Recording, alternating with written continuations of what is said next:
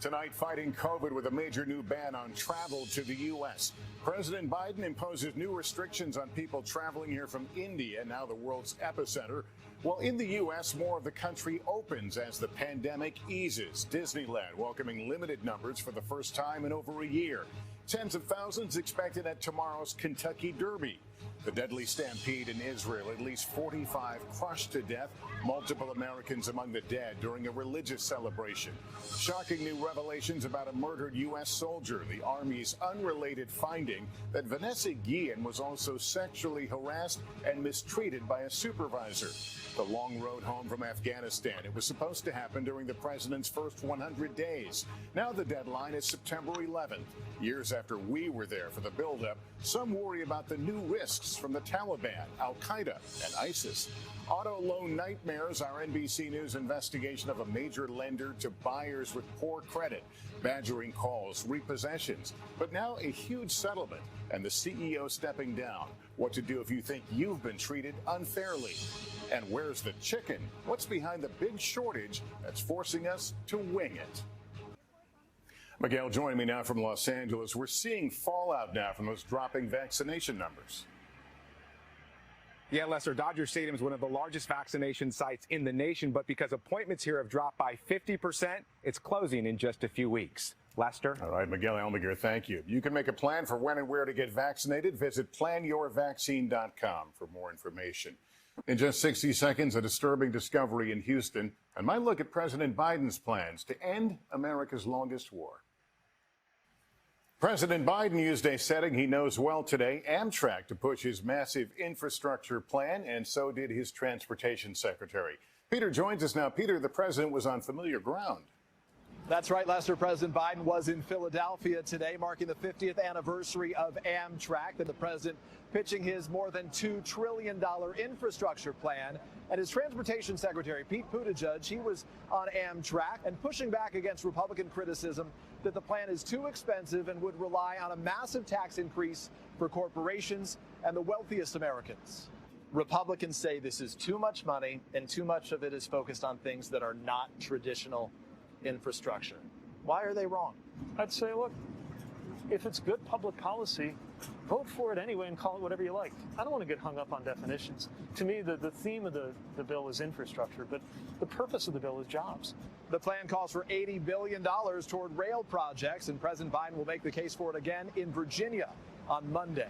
Lester? All right, Peter, thank you. And you can see more of Peter's interview with the secretary tomorrow on Today. Up next, an NBC News investigation you won't want to miss. A lot of Americans asking, where's the chicken? Turns out there's a shortage. The pandemic partly disrupted supplies, but also people can't get enough of fried chicken sandwiches and wings that surged in popularity. In our NBC News investigation tonight, a warning about car loans. Dozens of states now investigating complaints that a major company is allegedly targeting people with predatory practices. Here's Vicki Wynn. This car is a sham. It was a limit from the beginning. Monique Williams bought this car to get to work, but the bills started adding up after she lost her job as a receptionist during the COVID crisis. Almost lost my home. I didn't have a job. I didn't have anything. I could barely eat or pay my own bills. After 4 years of making payments, she says she asked the lender, Credit Acceptance, to defer a payment. They told me they don't do that. I said, but we're in a pandemic. The water company, the light company, everybody's trying to help people during these hard times. Williams was paying 23% interest for her loan. Credit Acceptance is one of the country's largest so-called subprime car lenders, specializing in loans to people with tarnished credit. A profitable approach with nearly $2 billion in revenue last year. Company shares have soared during the pandemic. 7 top executives were granted an estimated $55 million total in stock options late last year, subject to shareholder approval. Now, Credit Acceptance is being accused of predatory lending practices. I think they are deceptive. They're specifically targeting vulnerable people. Massachusetts Attorney General Maura Healey sued Credit Acceptance, accusing it of burying fees, in some cases adding up to 68% interest to loans. The suit says the company illegally called borrowers up to 8 times a day. Credit Acceptance made high interest loans to borrowers that the company knew they couldn't repay. It's also a matter of racial equity because so many times we see the targeting of communities of color with these loans. On Thursday, the company announced it's settling the lawsuit for over $27 million, and the CEO is stepping down. 43 other states and the Consumer Finance Protection Bureau in Washington are all investigating credit acceptance, and Mississippi has filed suit. A company spokeswoman told NBC it intends to defend itself vigorously and does not discuss active litigation. What advice would you give to people after what you've been through? I would just say save and buy a car. I wouldn't finance a car. If you think your lender is engaging in unfair practices, file a complaint with your state attorney general. Experts say consumers have little recourse after signing, so read those contracts carefully. Lester? Okay, Vicki, thanks. A new trend in hiring is good news for people on the autism spectrum and revolutionizing how some companies are doing business. Morgan Radford tells us about it. When Orion Togum first started work as a barista, she felt the way most people do. Were you nervous at all on your first day of work? Yes. Because she had another challenge. Like more than 5 million adults across the country, she's on the autism spectrum, a condition her new boss understood well. They're the hardest working group of people that I know. It's actually a win-win for us. Glennis Harvey owns the Hidden Mana Cafe, just an hour south of Chicago. Roughly a quarter of her staff is differently abled. Her first hires her twin sons, who are both on the autism spectrum, and took a fresh approach to each task, like dishwashing. I kind of think of it as kind of Tetris. Like the game, the video game. Yes. Over 70% of autistic adults face unemployment, which is why in the last 5 years, nearly 3 dozen bigger companies have tapped into programs to train neurodiverse employees. I work for quality assurance. At consulting company EY, the move has paid dividends. We're struggling to get to herd immunity. I'm Michael Smerconish in Philadelphia. This week, we reached a tipping point. In many parts of the country, supply of COVID-19 vaccine now outstrips demand. Consider that on Thursday, here in Philadelphia, at a mass vaccination site, there were 4,000 extra doses due to expire.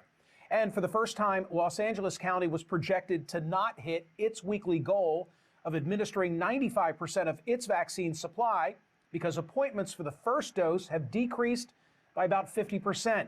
This after the New York Times had already reported that in rural, more Republican areas, there are far more doses of the vaccine available than there are people interested in receiving the jab. In a county in Wyoming, a local health official asked the state to stop sending first doses of the vaccine because the freezer was already stuffed to capacity with unwanted vials. In an Iowa county, a clinic called people who had volunteered to give shots to tell them not to come in because so few residents had signed up for appointments. A new CNN poll maybe tells us why.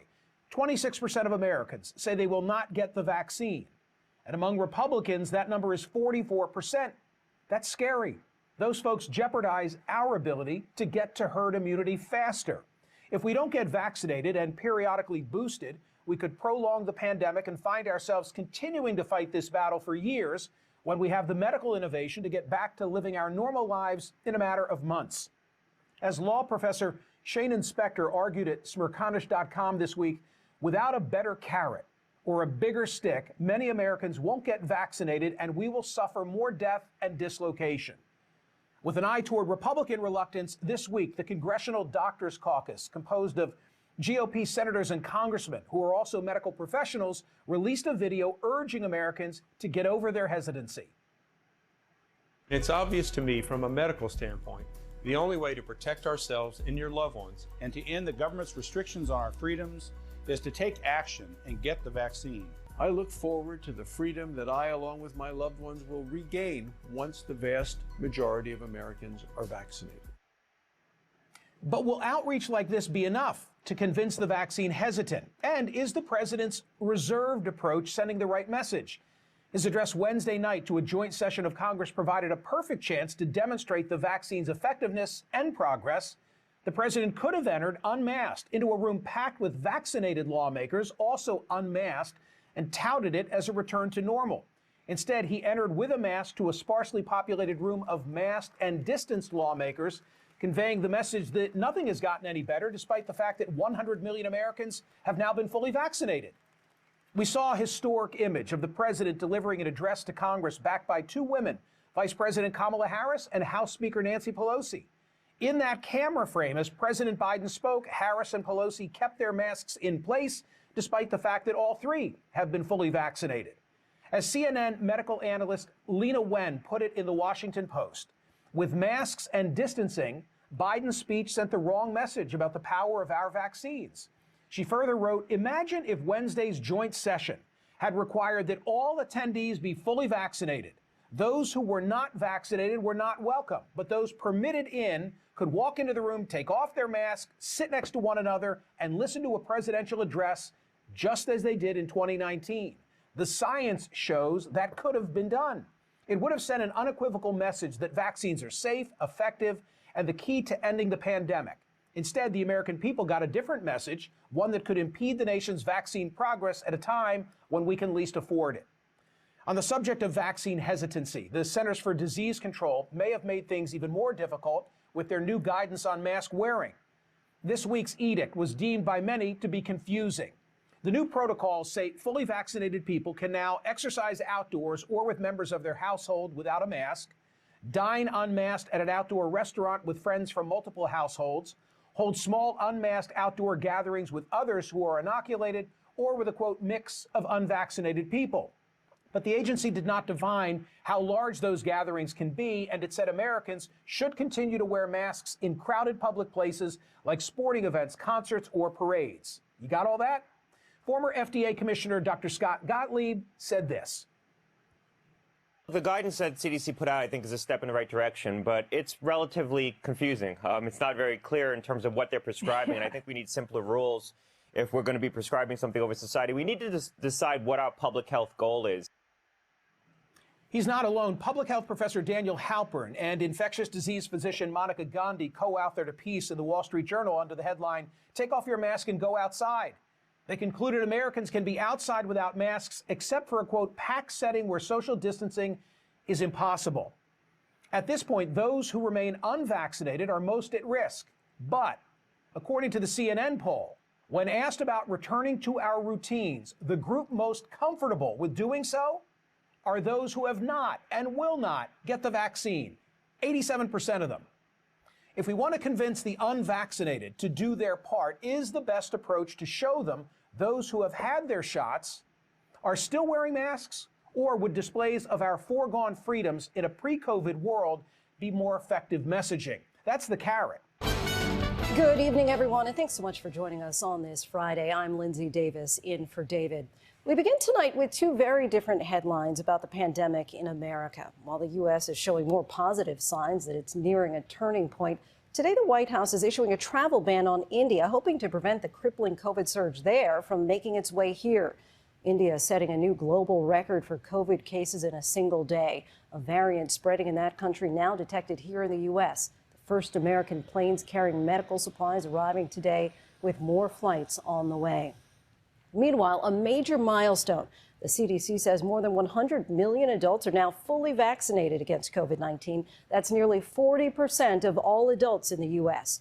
More states and cities easing restrictions with COVID cases, deaths, and hospitalizations all declining in much of the country. The CDC director sounding optimistic, but also warning, quote, this virus has tricked us before. ABC's Kaylee Hartung leads us off from Los Angeles. Tonight, with Americans eager to turn the corner on the pandemic, the U.S. announcing a new travel ban on most non-U.S. citizens coming from India, starting Tuesday. The White House citing extraordinarily high COVID-19 caseloads and multiple variants circulating in India. The virus crippling India's healthcare system, killing 3,500 people in just the last 24 hours. The first American planes carrying desperately needed supplies, including oxygen, arriving in India today. Here at home, health officials in Michigan and Tennessee identifying 2 cases of a variant now spreading quickly in India. One person had recently returned from a trip there. The virus knows no boundaries, knows no borders. Variants and emerging threats could come to us from anywhere in the world at any point in time. But right now, the CDC does not list this strain first found in India as a variant of concern. It comes as the U.S. hits a new milestone in the fight against the virus. 100 million Americans now fully vaccinated. I think we can confidently say the worst is behind us, barring some crazy unforeseen variant that none of us are expecting to happen, we will not see the kinds of sufferings and death that we have seen over the holidays. I think we are in a much better shape heading forward. And tonight, new signs of life feeling closer to normal. The vaccination site at Disneyland shutting down. And today, the park welcoming back California residents for the first time in over a year. California theme parks limited to 25% capacity. Disneyland, which is owned by ABC's parent company, reopening with masks required, temperature screenings, cashless transactions, markers, and plexiglass to help with physical distancing. California among 23 states seeing cases fall over the past week, but the demand for vaccines is slipping. And Kaylee joins us now from Dodger Stadium, where officials are planning to shut down the mass vaccination site next month as demand has dropped by 50% in Los Angeles. And Kaylee, news today about a mask mandate for travelers. Tell us about that. Well, Lindsay, the TSA says the mandate that requires travelers to wear face coverings on planes, trains, and buses, it was set to expire on May 11th, but it has been extended to September 13th, and that includes people who are fully vaccinated. Lindsay? Travelers will have to keep those masks on a little longer. Kaylee, thank you.